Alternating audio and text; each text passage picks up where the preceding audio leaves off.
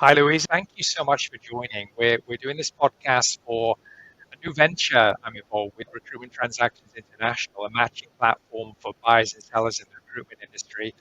And you have experience in building your own business, selling your own business, buying businesses across Asia, in many different kind of formats and settings. So a real pleasure from my side to have you on the podcast today. And I know you're a LinkedIn influencer as well, and one of the very few, I guess, female LinkedIn influencers in the staffing industry in Asia. So, would you mind just taking a couple of minutes just to, because I know you very well, but just for the audience, the listeners, the viewers, just walk us through in a couple of minutes your kind of, your life, your career, particularly with the recruitment and staffing as kind of the centerpiece of that. Very helpful. Actually, it could be really simple. I have been in headhunting now since 1986, which is no secret. I had worked in banks and retail before in New York. After that, come back to Hong Kong looking for a job. And at that time, Russell Reynolds was helping to find a job, and they turn around and say, "You could be very good at headhunting." I came to headhunting almost accidentally. And headhunting, the beauty of it is that you can do it at any stage in your life. But we're definitely not a retirement age. We're not a retirement career for someone who want to slow down. In fact, it's the contrary. We're a very difficult profession for someone who wants challenge.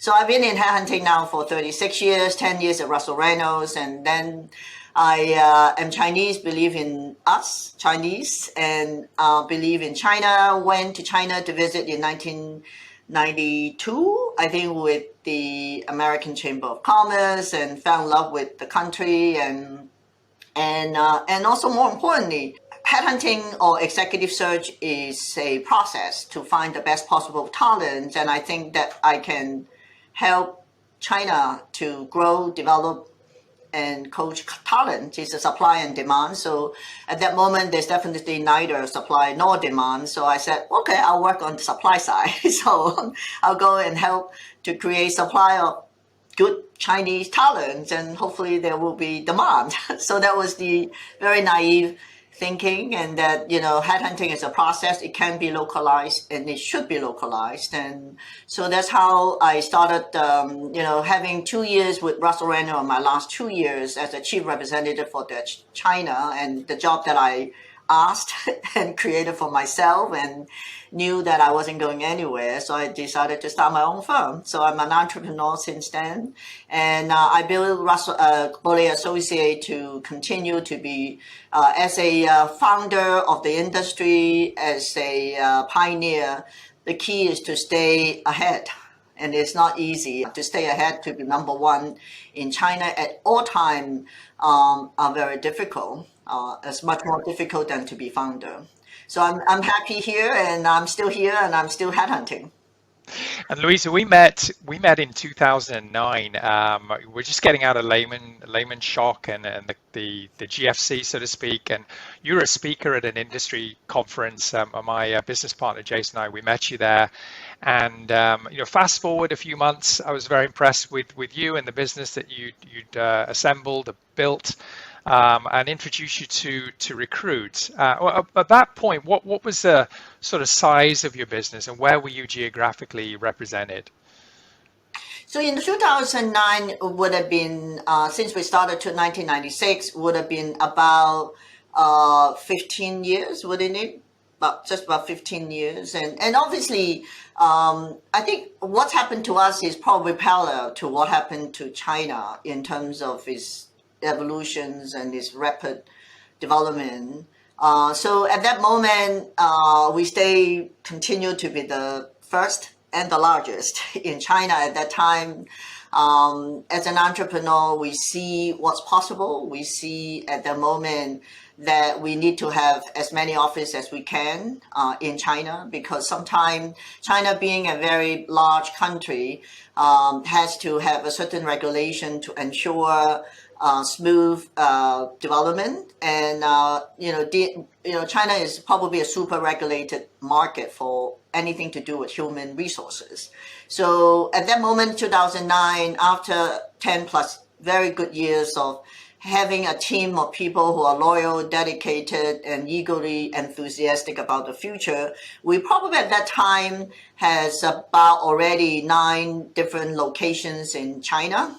And each city, as you may know, we require quite vigorous regulations in terms of license to operate.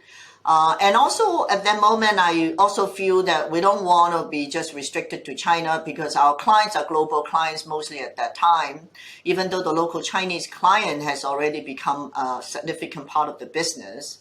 We also want to mindful that their business is throughout Asia Pacific. So even in those early day, we started our first office in Southeast Asia in Indonesia, in Jakarta. We then slowly going into Singapore, Malaysia, in Thailand, Philippines, and Vietnam later. So by 2009, we have all the offices in Southeast Asia. We also opened up an office in Taiwan. So then we are pretty much at that time, I believe, probably close to 16, 17 office. And we probably have about 500 people at that time. Wonderful. Yeah, and part of my mission at that point is I sold my business to Recruit Holdings, and one of the main reasons that they bought us was to increase their geographical reach. And we realized that in bigger markets like in China and India, we probably needed to do that inorganically. Organically would just take us too long. It'd be too hard. As you know, Recruit were eyeing an IPO at some point. So we made the introductions, and I'm curious, a couple of questions around that. One is, was that the first time you'd been seriously approached by a strategic buyer or private equity business looking at your firm? And if it wasn't, could you tell us a little bit about that? And if it was, how was your experience with Recruit, like the early conversations, and what was your interest level in pursuing those conversations to the point of an M&A? Well, I think this China story is at its peak when every multinational, every organization, every sector has to be in China, want to be in China for its potential, for all the consumer that, one can imagine, and that, you one consumer, one one demand that could be billions and billions. And so that peaks probably at 2008 in terms of that appetite for entry into China. And being the first and have multiple license and really continue to be the number one in China, we have attracted many buyers because the barrier to entry to China at that time is very high. We already have a well-established and well-recognized by all of our clients and by government. So you can imagine, the likes of Hydric, the likes of Manpower, not so much Manpower, but definitely Deco, the likes of at that time, I think Hudson, and so many. I haven't come across a private equity at that moment, but definitely the big firm who has either no presence or very small presence. And Recruit, actually, when you talk to me, you're probably the last one. And I haven't obviously had any serious discussions, but many discussions prior to that. Right. And tell me about your impressions or experience with Recruit the first kind of 3-6 months. Well, I think that at that time, I know for sure that the reason for selling, as you know, as an entrepreneur, is relatively easy to start, particularly in business like professional services. You stay on course, you be good to your client, you're good to your employees, and you're in a growing market, then, everything seems easy. But once you have a certain success, the burden of success is in my shoulder. What do I do with the brand? What do I do with all those people that we have helped, to attract them to our industry? They have dedicated, many of them since the beginning, 15 years of their career with me. And I felt that burden that I owe them a better future. And not that I cannot provide them, but I know that if the help of global institution, bigger institution with bigger capital, then I can provide them with a global career in a much more sustainable career going forward. So it's not about me, it's about what can I do with a business that we really all proudly, truly believe with unlimited potential to grow. If you can, we don't sell when you're in the peak. I certainly don't believe in it. We sell for the future. And any buyer buy you and value you is for what you can do for them for the future. Okay. Obviously, the future will have to be hinges on what you have done in the past. But the value is so much is about the future. So at that moment, I think my impression with Recruit was Japanese institution. I haven't really come across, because in the executive search, because Recruit is mostly at that time, I would say, selection business. Right. So I've been approached by Adecco. Adecco has hybrid. So it was curious. And immediately come to my mind is, and any one relationship, particularly if I'm the acquirer and someone is going to acquire me, is in the best position if you think that the acquirer need you more than you need them. And that I also wanted to be able to influence what happened after the sale. Because I don't sell to cash out, at least not for my intention. It's always good to have a payday, not only for me, but for all the people that had been with me for a long time. So that's definitely a consideration, but the consideration is that I hope to have some influence on the future. And then I know that if I sell to Hydric or to Adecco, I have no influence of the future. And hopefully I was trying to feel, I was hoping that they need us more than we need them, because Japanese institution is more conservative, and as far as coming to China is concerned, they also have a little bit more limitation as like compared to the US and European counterpart. So it was this maybe naive, I was dreaming that I can perhaps have more control on how the process will work, and how then that process can lead me to more influence and participation in what I call the post-sale development. So I was curious. And the due diligence process, I know that was lengthy. Many countries, many different kind of setup structures in different locations around Asia, but the transaction itself was interesting. Just how the multiple and how that was agreed, and how we structured the deal over a few years, and the reasons behind that. Can you talk to that a little bit, Louisa? Well, I guess typical women, we don't want to get married in one go.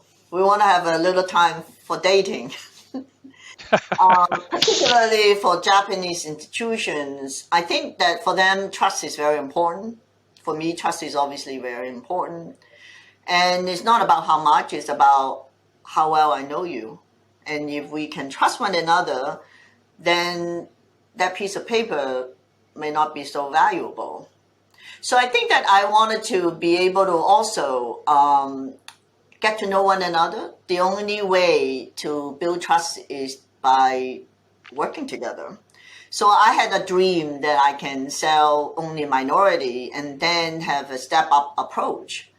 That was only my naive view. I was my own investment banker, so that probably is good or bad. And that I didn't know that it will work, but miraculously, I think that at that moment is also your counterpart. I think we have a very, I respect Morai-san continuously, and I developed a very good rapport with him. And so it was at that time that I think the first approach to be, obviously like any other acquisition a Japanese institution would do, is the 100% acquisitions. And I said no. And then, because at that moment, remember, China is actually in a very hot seat and everybody want to get into China. So I was able to be in the negotiation table with a mandate that I said, I think we should just have a step-up approach and get to know one another. I'm not in a hurry to do anything. I hope you are not too. And that why don't we just have only 10% sale first and then put the money in the bank, and then we try to work as if we already 100% together, and then try to see whether we can actually realize the value you think that we have for you, and vice versa. Fortunately, that at that moment, Recruit is also trying to go outside of Japan. So going international is also a very important agenda for them. And also for them is also testing the ground. And our Asia Pacific footprint, particularly in China, was particularly interesting to them, particularly as you said that they were planning an IPO, and they know that for them to have a successful IPO is critical to the history and to the organization. So I think that we both were open-minded, and hence we can continue to perhaps experiment a journey that neither side have a very clarity on what need to happen at any very stage. We do have obviously legal contract on how those step up. They have two options to buy subsequently the remaining 90%. So the contractually is very much a fixed term. And in terms of the multiple, I think it's fairly market prices at that time. Obviously, I have talked to many other institutions, so I understand what is the market practice. So that was the easy part. So the multiple was fixed for the duration of that, contract, right? For Yes. over the next couple of years. It was a fixed, yeah. Yes. And as I recall well, and I think you were quite right in saying it, but another reason you probably wouldn't have wanted to sell your entire business in 2010 would have been basing it largely off 2009 figures. And I think everyone was, they didn't have the best year, right? It was just kind of post Lehman, and you had a lot of whip and movement and trajectory going into 2010 and 11. So it was also a factor I know for you. And we set up a steering committee, and I was part of that. You had counterparts on your side, your CFO, your head of China. We had several people from the Recruit side. We try to, I guess, get to know each other more and figure out how we could develop the partnership and how we could grow the China market. What's the kind of the good, bad, and the ugly on your experience with the steering committee, Louisa? Definitely, I can remember a lot of good. We got a lot of parties, a lot of fun. I think the part of the get to know one another was for me to introduce perhaps Murai-san and his team to all the offices throughout Southeast Asia and China. Something that I think is very important because, as I said, any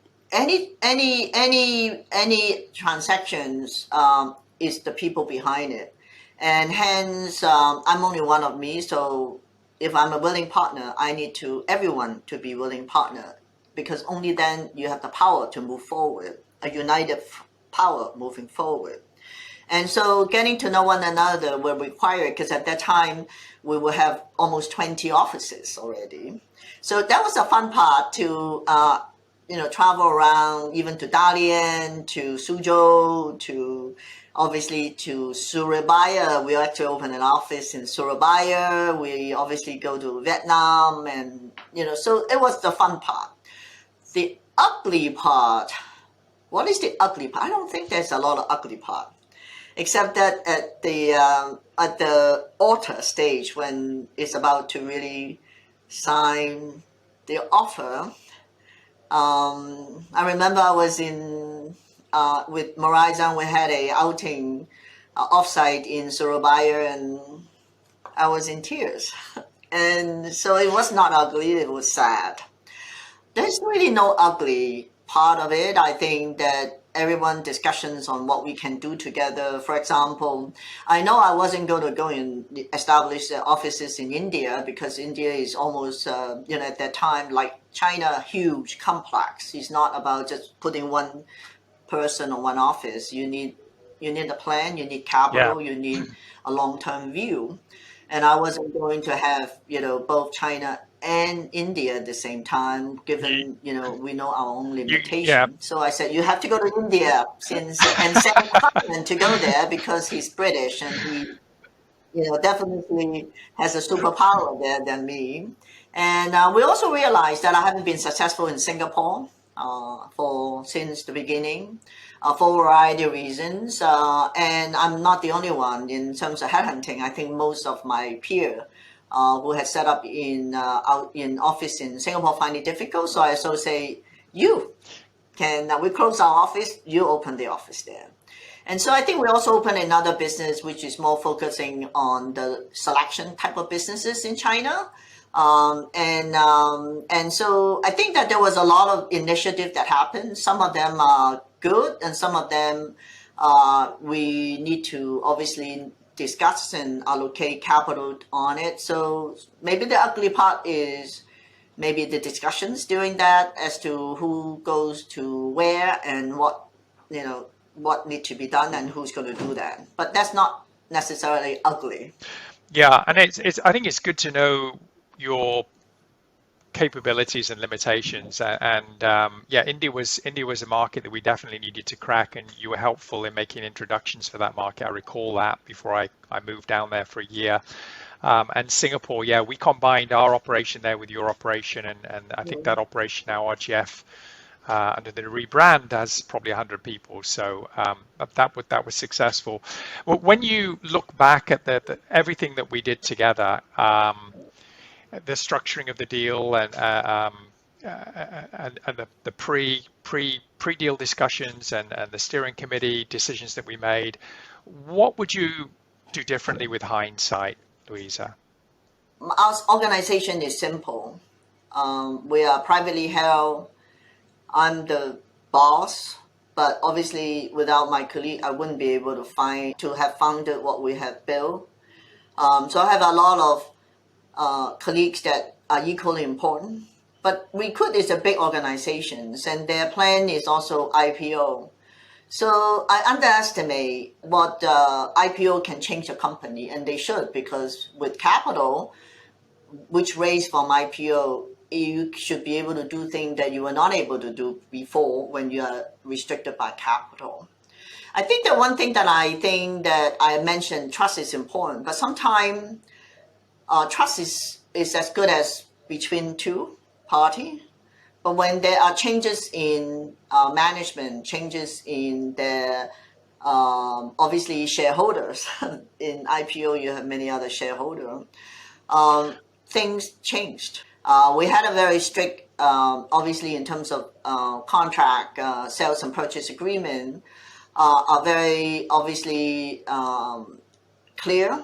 But we have not discussed is what happened when you're after your sale. I think most often we're focusing on valuations of a company based on historical future projection. But I think that the value of a company from a buyer perspective, they often just say, I'll give you X of your whatever earnings or revenue, and here's my investment. But I think what happened normally, it should be that post-investment is equally important, if not more important, in a professional service organization. I think that at that time we have mutual understanding what it need to be in terms of we need to cooperate with all the initiatives that we talked about, but we never really put a dollar amount on it, onto how much money that we need to have allocated to ensure the value of both sides can be realized after the acquisition. And what will be the plan? So post-acquisition strategy, plan, and more importantly, capital, not very much on paper. And it was basically on a lot of discussions that we have mutual understanding. So that's thing that I think that is detrimental to, particularly when Recruit subsequently went IPO, and subsequently, actually the world also changed. Technology come about and also changed the dynamic of recruitment, of headhunting, of processes. So then when all these changes happen, organization priorities differ. They have a change of CEO. Also, CEO's agenda is also changed. So with all of that, I believe that even when we have a post-acquisitions contract or agreement or plan or strategy, it may not change the outcome, but at least I thought that would have been important that we didn't do. But in hindsight, perhaps even with a very tight strategy plan, it may not, because the forces that change all the things after the acquisitions are so big that even with a strategy post-investment, will change the outcome. So I think that I think everyone have done their best, and that the best of what we could do. We never predict that the IPO would change the missions and the possibility for Recruit, and the technology changed every company since the 2013-14, and recruitment changed forever with the arrival of LinkedIn and many other tools. So I think that I think at that moment, I think everybody had done their best and with the best intention in mind. Nobody had predicted what the world would be after the investment. Wow, you touched on some really interesting things there, and I can't help but agree because I was there and experienced it alongside you and Bryce, and I do agree that I think, well, from Recruit's side, they may not like me saying this, but a certain amount of naivety on our side in terms of buying. This is the first time we've stepped outside of Japan in a recruitment setting and bought a large multi-country operation. And I think we were just focused a lot around the personality of Louisa and business and the culture and the values that you had, and a very strong trust relationship with Murai-san, who was, and actually with Kashiwagi-san, who was the president of Recruit in those times. And as we both know, they both changed, and Minagishi-san came in, and Murai-san was replaced by Kusahara-san. So yeah, different people have different agendas. They come in at different stages, pre-deal, post-deal. They have a different view on things.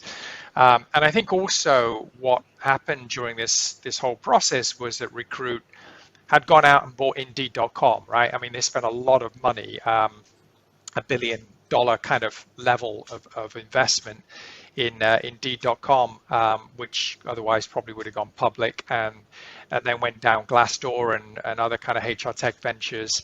And I think search became relatively less important from an Asia and a global context compared to what it was when we first started the discussion. So you're right, circumstances change, people change, technology changes, IPO changes, and you're right. I think we did our very best with all of that. You stayed with us, as I recall, until around April of 2015. Towards the summer. 2 years, Yeah, that's yeah. right. So 2 years post deal, and then you moved on. Were there any particular triggers around that for you, Louisa? Because I know you, and we'll talk about it in a moment. I know you'd already bought another search business, but what was the decision making on your side at that point? Well, as I mentioned, I want to be able to have an influence. I know that without the shares, I have no control nor power. Well, I have at least some influence. And mind you that the agreement was not contingent on me to stay. I had already a successor, Pierre. I have groomed, and he has worked, and that's part of the reason for stepping up approach, that Pierre can learn not only to be CEO but to be working with Recruit seamlessly, and that has actually worked very well. So there was no need for me to stay on. Now that wasn't, I don't know whether that was good decisions or bad decisions, but I think it's probably a good decisions. And that, how do I have any influence if I don't have an official role? I have no shares and no power. I stay on the board and we are steering committee. I do think that I was very sad to start with. I should be very happy and lots of money in the bank, but that was probably one of my saddest moments. Well, it was your baby, your company, and you built it into the tens of millions of dollars and the hundreds of people and across so many geographies, and you can always be proud of that. Just to kind of conclude on the Borlée point, and I did touch on how Recruit has changed direction and focused more on HR technology and more kind of businesses that you alluded to, that it's more familiar with, more fast-paced, KPI-driven contingency models rather than the higher-end search and retain and so on.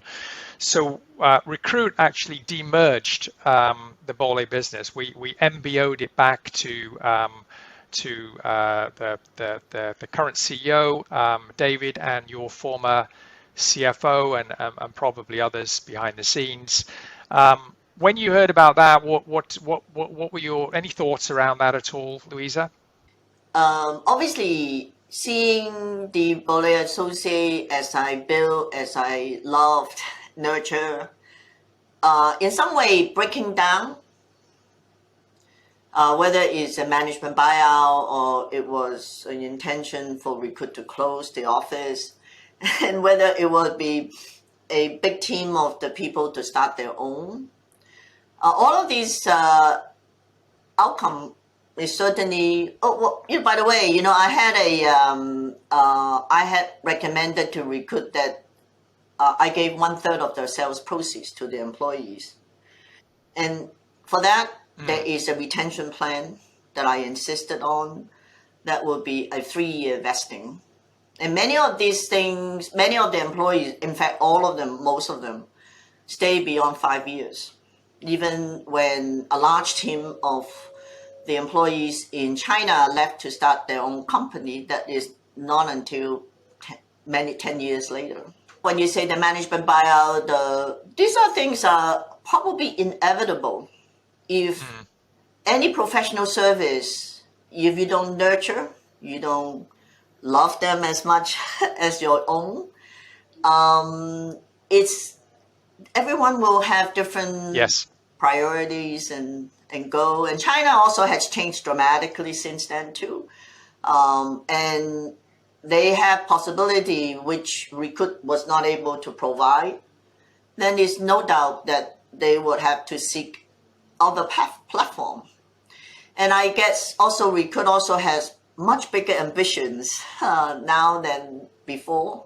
And they have to realize those much bigger. In fact, those ambitions are probably significantly far more important to provide job opportunity to hundreds of millions of people around the world, which I totally understand that is a very, very, very honorable ambitions, and something that they should definitely have done very well, and they should continue to set good example.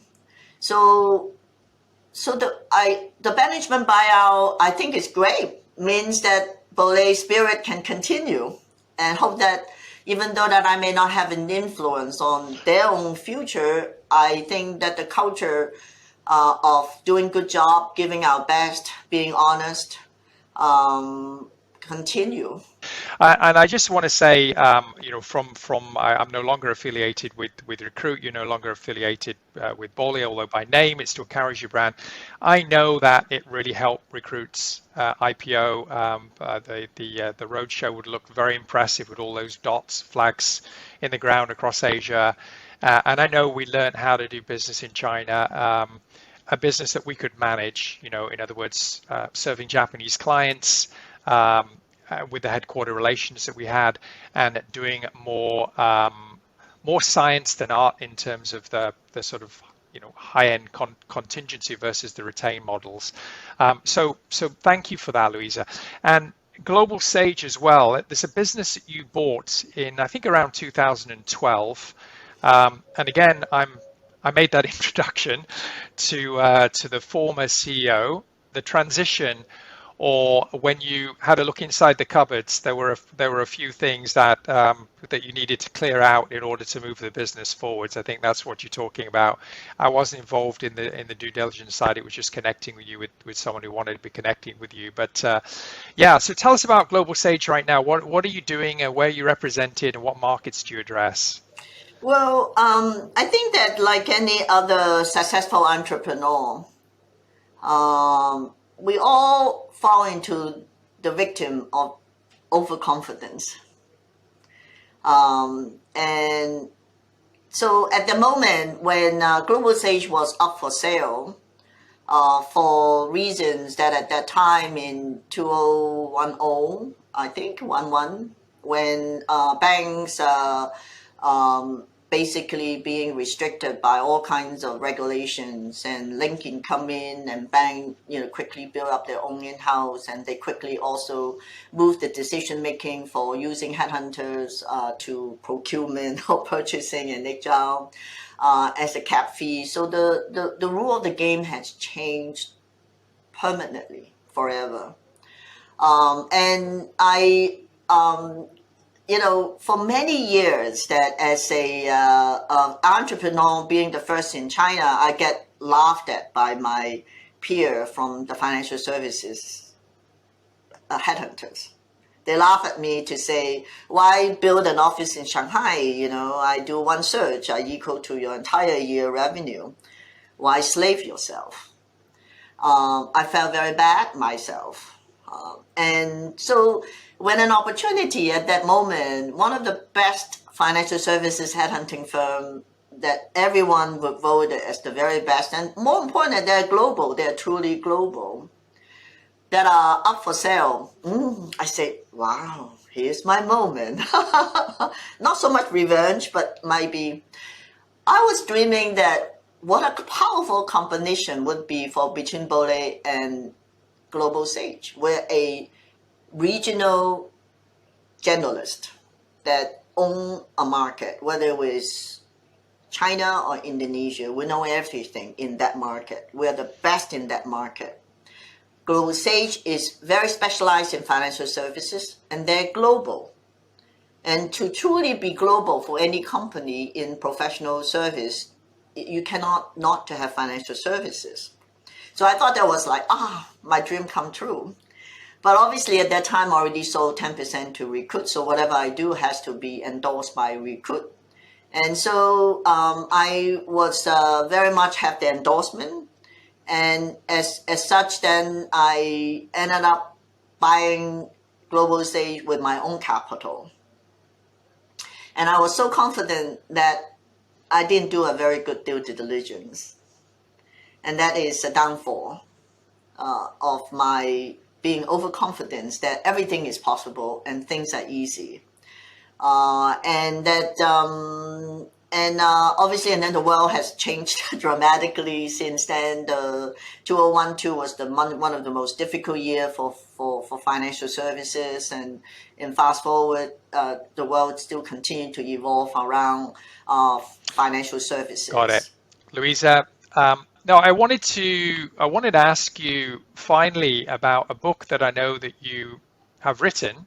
I believe it's finished, and it's a book about your life, I understand, and it goes right the way back from when you came across from China as a very young child and lived in the walled city, an amazing place in Hong Kong that I spent some time in early on in my career, and it's a journey for you. And I haven't seen a copy of the book. I'm really interested to read it, but can you just tell us when is it coming out in print and what is it about, basically? Well, I think that I'm very fortunate to have had a lot of success professionally.